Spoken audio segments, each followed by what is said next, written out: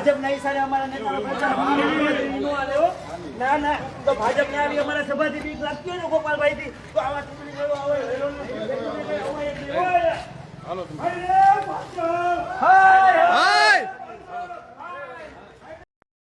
નમસ્કાર મિત્રો, હું છું તેજસ ગાજીપરા અને આજે ખાસ દેશના વડાપ્રધાન નરેન્દ્રભાઈ મોદી જ્યારે રાજકોટ આવતા હોય ત્યારે મારે ખાસ કહેવાનું કે શું કોઈ લોકોએ બહાર નીકળવાનું જ નથી? આજે આમ આદમી પાર્ટીના ઘણા બધા કાર્યકર્તાઓ ડોર ટુ ડોર કાર્યક્રમ કરી રહ્યા હતા.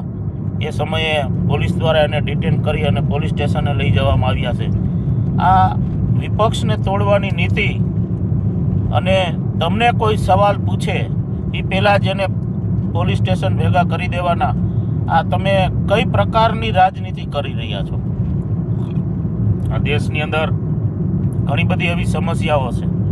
આતંકવાદીઓ, બુટલેગરો, ડ્રગ્સ માફિયાઓ બેફામ ફરી રહ્યા છે, પણ નહીં, એને પકડવા કરતાં જે વિપક્ષની અંદર જે અવાજ ઉપાડી રહ્યા છે એવા લોકોને તમે પકડી અને પોલીસ સ્ટેશન ભેગા કરો છો. અને જ્યારે પણ કોઈ મોટો નેતા રાજકોટની બહાર નીકળે ત્યારે જ એને છોડવામાં આવે છે. તો આ કઈ પ્રકારની માનસિકતા છે?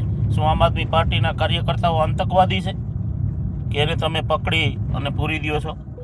અમારે ભાઈ તમારો વિરોધ કરીને કોઈ ફાયદો નથી, પણ લોકશાહી ઢબે જ્યારે કોઈ વ્યક્તિ અવાજ ઉપાડે છે અને જે કામ કરી રહ્યા છે, લોકોને સમજાવી રહ્યા છે, અને આમ આદમી પાર્ટી એ આમ લોકો માટે લડી રહી છે.